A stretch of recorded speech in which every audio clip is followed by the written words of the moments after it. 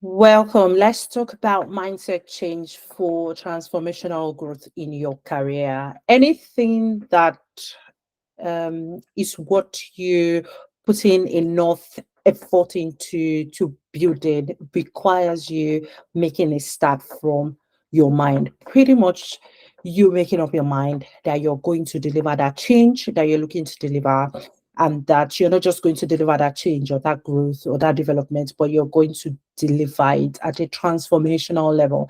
And that is at an exceptional and truly exceptional level. So today I'll be taking you through a couple of tips, things you need to keep in mind if you really want to if you really want to deliver transformational change for your career, and what you need to do to change your mindset in terms of how you think about yourself, how you think about others, how you think about your work, all those things you need to think about in terms of you actually delivering that growth that you truly want in your career. Okay. So let me run you through a couple of tips. Number one, you need to develop an open mind to win. So you're not just developing an open mind for nothing, but really truly developing an open mind to win. And part of it is truly believing in your potential and in your ability to deliver everything you think you are able to deliver. So this is people telling you, oh, you're great at what you do, you're fantastic, and all of that. You can also see it for yourself. People are telling you those nice and fancy stuff, and you're also seeing it for yourself. But you need to come to a level or to a state where you truly believe what you are saying, and you truly believe what people are saying to you positively. You need to understand your abilities. You need to understand that you are intelligent, and you need to understand that you've got that ability to persevere, and you can put in the effort to deliver that transformation that you're looking forward to deliver. So you need to believe in yourself, and that will unleash within you everything. See, look, I feel like that is the singular most powerful thing you can do. Like coming to a point where you're like, this is me. This is what I am able to offer, and there is no question about it. And you're just running with that narrative. There is nothing more important than that. Now, another key tip is you learning from criticism, and that's just basically feedback. When people come to you with feedback, feedback is not a bad thing. Feedback is just, you're fantastic. This is where you are right now. This is the phase where you are right now. But these are the things you need to do to continue to develop yourself into that awesome professional, into that professional that is able to give more value, begin to deliver at another level, or begin to sort of work at that higher level that you're looking to work at. So there's nothing wrong with feedback. Feedback is really good, especially when this is constructive, and you must be able to pick the learnings from inside. And usually, what I personally do with feedback is I pick those key things that I'm supposed to work on, and I make them my goal for the next review period. For instance, if someone says, oh, or you need to work on your communication style, or you need to work on being able to solve technical problems from start to finish, what I'm thinking about is, by the time I'm going into the next review period, I am just sitting down and saying, okay, this is the points that have been raised for me to work on. How do I turn it into actionable tasks that I can then begin to show that I'm already doing those things in the next couple of months? And then that becomes my goal for the next review period. So feedback is a bad thing. It doesn't mean that you're doing anything wrong, or you're wrong, or you're basically incapable of doing great stuff. It just means, look, that next level you're trying to attain, for you to get there, these are the additional things you need to do. Okay. Another thing is you need to celebrate your small wins. So don't get too used to the miracles happening in your life right now. Don't get too used to you being able to solve important problems, resolve challenges, being the key person, doing great stuff. When you do stuff, no matter how little it is, or when you do definitely deliver a win, you win a client, you deliver that speech in a fantastic way, you churned out that report earlier than expected, you delivered for your clients earlier than expected. Please feel free to celebrate those wins. Okay. The next thing I'm going to say to you is to set audacious goals for yourself and for your career. Any goal that you're setting right now, that what the resources you have right now can deliver them to you easily, is not a goal I will call audacious. Audacious goals are goals that you have set that by human judgment, there is no way the resources you've got right now are able to deliver those goals to you. No, now I want you to dream big. So when people tell you to dream big, it means that everything you have now, the connections, the money, the time, the effort, everything you've got now cannot by itself deliver it to you except you go outside of your comfort zone to work it out back for yourself. Okay. So don't be afraid to set those sort of big goals for yourself. And what those goals would do is then push you in the direction of achieving them. And thus it begins to change you from the current version that you are now into the version that you need to be able to sort of get those goals, attract those success to yourself. Okay. Another thing I would say to you is to break your goals down into tiny, manageable tasks. So there is this big thing you want to ask. Let's say you're currently an analyst in your workplace, you want to become an associate, or you're an associate, you want to become a manager, or you're a manager, you want to become a senior manager, for instance. That's a big goal that you're trying to attain. The question is, how then do I make those goals workable for me? Okay, so these are the kind of things you need to start thinking about. Who are the people that can help me? What are the things I need to be doing in terms of the delivery of my work? What are the things that I used to do before I can no longer do, just because I now need to focus on more strategic things. So you need to think about, what will my day-to-day look like when I become a vice president, for instance, versus now that I'm just an associate.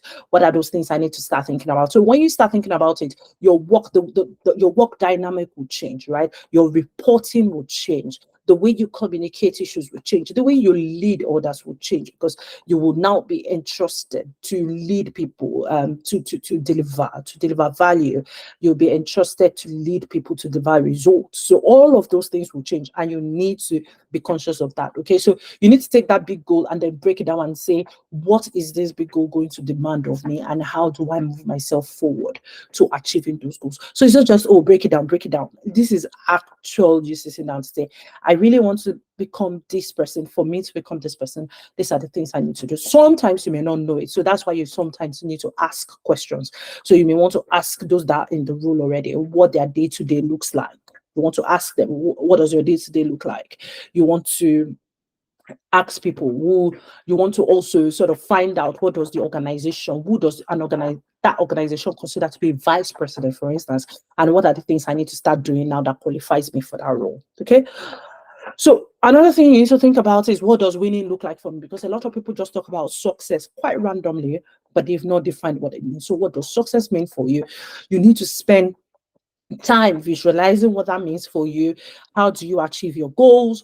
What would those goals look like? So for instance, you want to have that mental practice of, I want to become the vice president. So I am vice president A, B, and C, or I'm the vice president of marketing, or I'm the vice president of sales. And you must say that to yourself every time. I have seen this really, really work. Because if you talk to yourself, if you refer to yourself, as the name of the position you want to bear, it's just normal that you begin to come into that role and you begin to operate in that level. So for instance, say I'm the vice president marketing, I'm the director sales, or I am the senior manager, global client, or whatever it is. If you start calling yourself that, you begin to fall into place and you begin to sort of see it, picture it, manifest it, and before you know, it begins to really happen for you. I personally believe that physical things are all come together from have spiritual backing. So and part of it is manifesting those things that are not as though they now are. So you begin to manifest it, begin to call yourself what you want to become, and it is fine for you to set those fantastic, large, big, audacious goals that any other person who's probably not listening on this call would not think to set. Okay.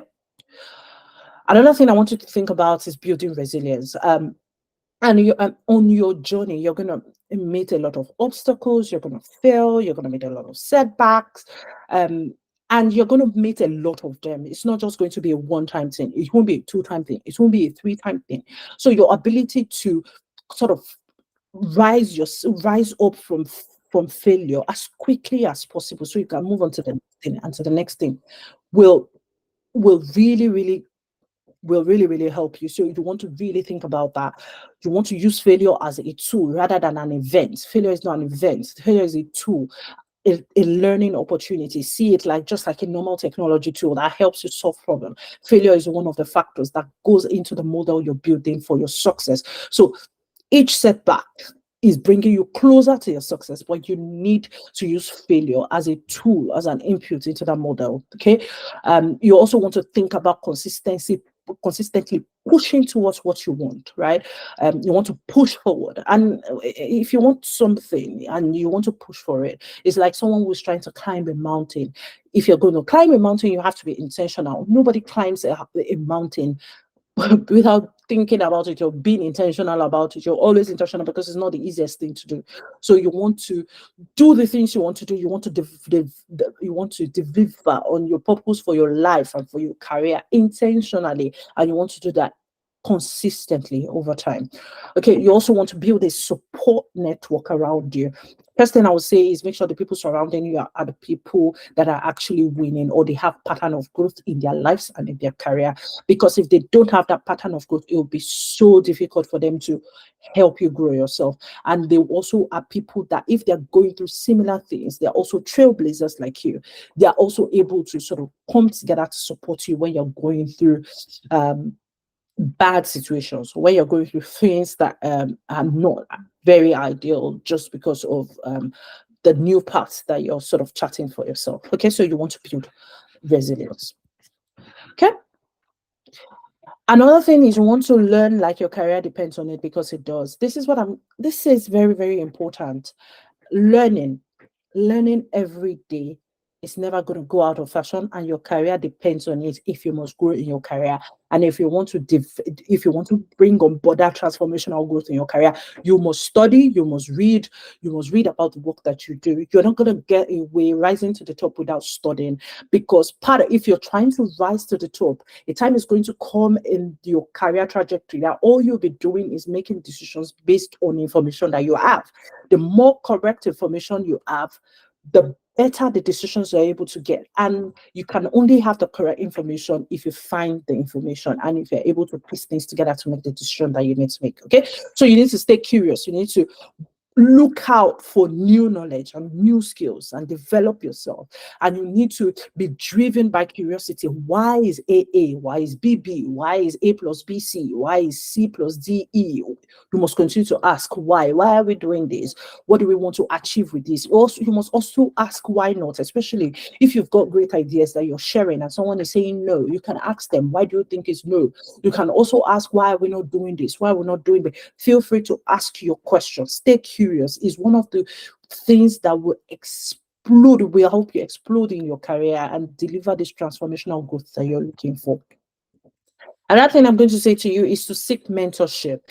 It's just going to help you with mentors. The good thing with mentors is they've probably been through it before. They're probably going through it as well. And they probably have other people that they are helping deliver that transformation currently in their career. So they can leverage all of those knowledge together to also help you develop and to deliver that transformation that you're also looking for in your career. So you want to really seek mentorship. You want to look for people who are going through the same thing you're going through technically in your career, in leadership or whatnot, whatever area that you're looking for. You want to look for those people to really help you. You also want to read widely, right? You want to read as wide as you can. Don't limit yourself. There is just a lot of information that you can soak in with regards to your career right now. Don't limit yourself. Read books, read articles, listen to podcasts that are related to your job. Listen to podcasts, listen to regulatory policies. Whatever it is, read, gain new knowledge, gain diverse perspectives. You can never ever imagine what a 15 minutes read of a technical article can do just to you in terms of your contribution to meetings with your clients, meetings with your customers, meetings with your team leadership and the rest. It just shows that you have a lot to deliver. And this is one other thing I'm going to say to you. If you want to grow in your career and you want to get to the top, you will have to show interest in your organization's products and services. And part of showing interest is you need to understand what you're offering to your clients and to your customers and what your organization is offering. And the best way for you to do that is to read all of the reports your organization is churning out, your investors report, your financial statements, um, an annual reports, everything your organization is putting out there, your marketing agenda, everything. You need to be interested. You need to be a voracious reader if you really want to get to the top. Yeah. Another thing I want to talk about to you is you need to learn how to reflect for change. And part of it is you need to be in the moment. You need to record the moment. You need to journal your journey. You need to spend time, a few minutes every day, reflecting on what happened today. What did I do well today? What did not go as planned today? How did I feel from this conversation? What are my thoughts? What are my feelings? How am I feeling? And how is this making me a better person? And what can I do better? So, a tip I'm going to give you is going forward. Every time you attend a meeting, look, be, be very attentive during the course of the meeting and ask, how could this meeting have gone better? Just after the meeting, how could this meeting have gone better? What could I have done better in this meeting? Was there a question I should have asked? Was there a decision I should have made? Was there something I had said I shouldn't have said? All of those things, if you reflect and you take it in, the subsequent meetings you go to would definitely be better just because you reflected. I also want you to ask deep questions. Don't just ask questions because you want to be heard. Ask questions because you're looking for answers. And I want you to sort of ask yourself questions, ask people questions. You have conversations by asking questions. Just have that I want answers. I want answers from yourself and from others. Also make adjustments when you reflect.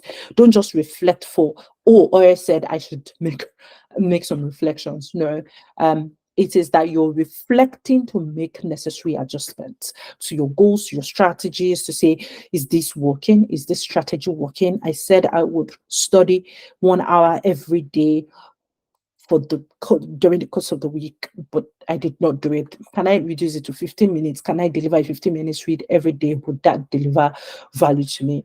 Or you can say, okay, in the mornings I do my meetings, but it looks like I'm tired by the time I get to the afternoons and I'm unable to do my deep work. What can I do better?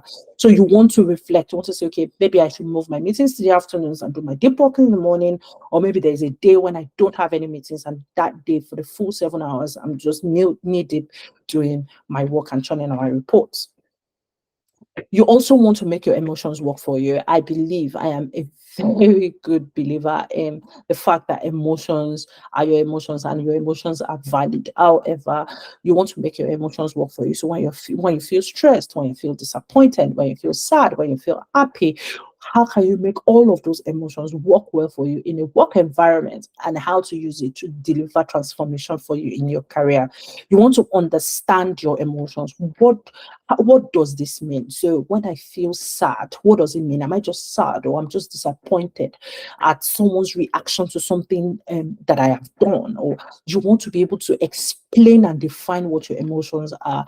You're aware, and you are aware of your thoughts. You're aware that your thoughts can lead to actions. So if you know that your thoughts can lead to actions in your place of work, do I necessarily need to do I need to step in to make sure that if I feel sad, for instance, the people around me are not sad, or if I feel overly happy, I'm not overly sort of sending energy that people can sort of misconstrue or whatever. So you want to manage your emotions well, and especially when you feel overly emotional, you want to make sure that you're stepping in and you're making sure people are not impacted negatively because of how you feel.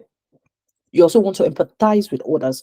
If you're trying to become a leader at some point in your career, you must learn empathy. You must stop when people talk to you, and you must listen intently to them to understand what they are trying to tell you, and to help just sort of see things from their perspective and step into their shoes and feel their pain and feel their worries, and be able to respond intentionally to them, not just, oh, I get you, or just just be cold towards them. So you want to build stronger relationships through empathy. You also want to manage stress.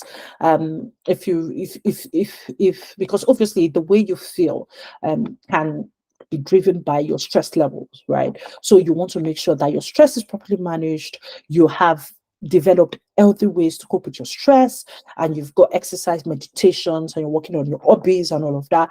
You just want to make sure that your stress levels are not impacting your emotions, and that you're not reacting to that, and people are not negatively impacted because of that. I have really, really seen people lose major promotions in their career, or people get negative get their careers impacted negatively just because of an outburst at an inappropriate time, or that for the fact that they could not sort of just calm down and sort of factually analyze situations, they just go bust, and probably that may make them lose clients, lose friendships, and people they basically brought into their network. So you want to really think about managing your emotions and making your emotions work for you. At some point where people really want you to feel that strong emotions, that you're sad, you're disappointed, when you're calm instead and you're having those conversations. And this can come in different scenarios. It could even be for the fact that you've just been passed over for a promotion, or you were expecting a result at work that did not pan out the way you wanted, even though you had invested so much time and energy. And the fact that you're able to control your emotions, and you're able to sit down and have logical conversation instead, be able to deliver those good things you want for your career, instead of just, just going all out on people and impacting them negatively. Okay, good. You also want to think about bringing the right energy. And for this one, this is you being associated with positivity in your career, in your place of work. When you think energy, when you think positivity, you are the first person people are thinking about. So you want to spend time with people that uplifts you and inspire you.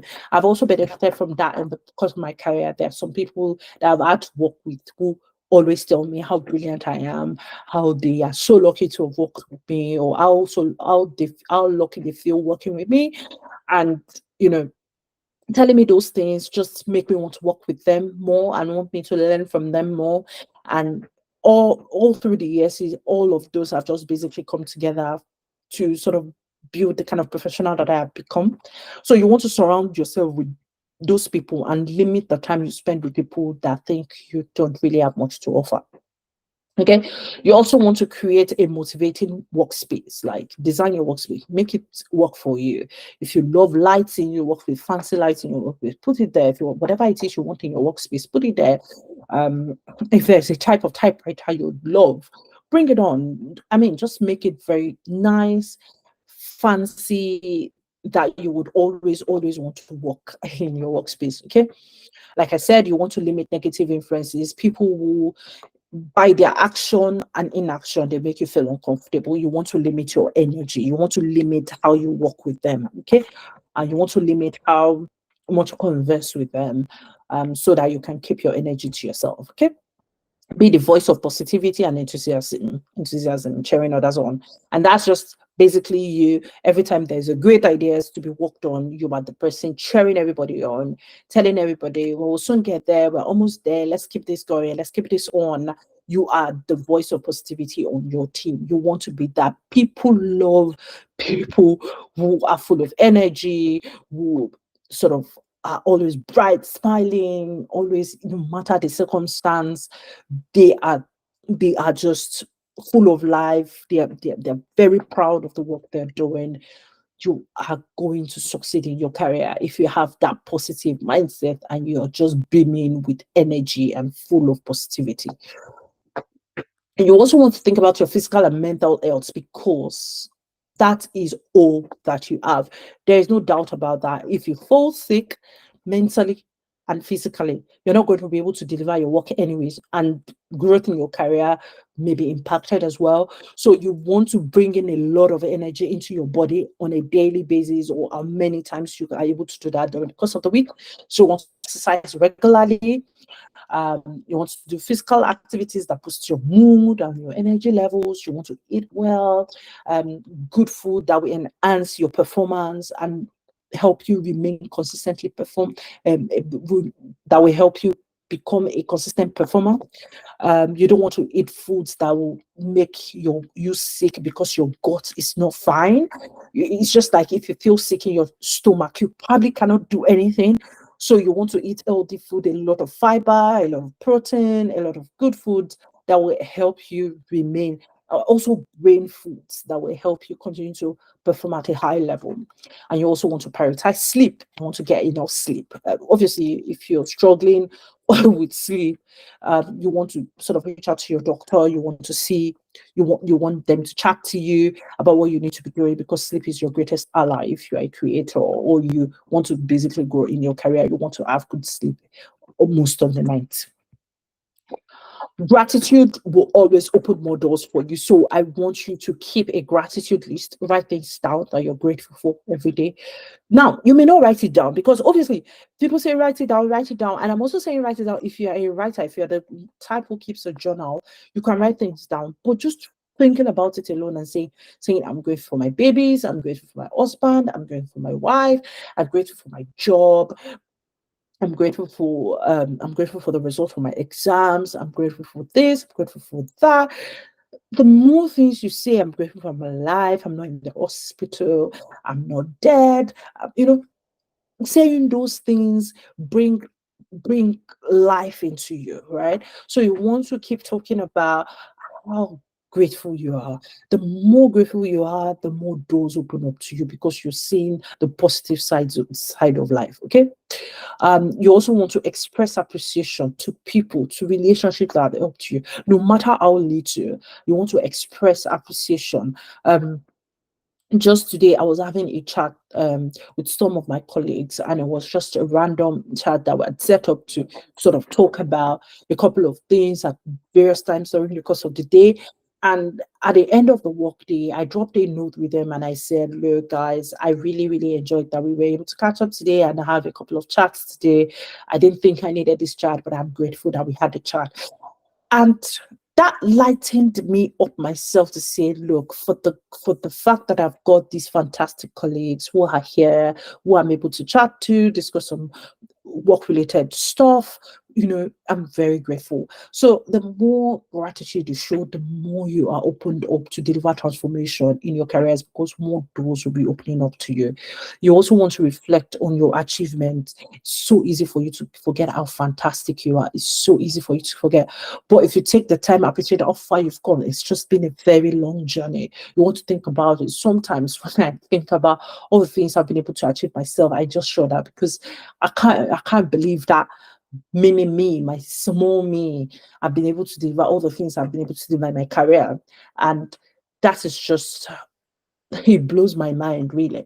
But if I don't stop to reflect on it, I may be thrown into that trap where I keep doubting myself and what I've got to deliver. Okay. Be agile. Change is imminent. There will always be change in technology, in the ways of working with people, with approach to doing things.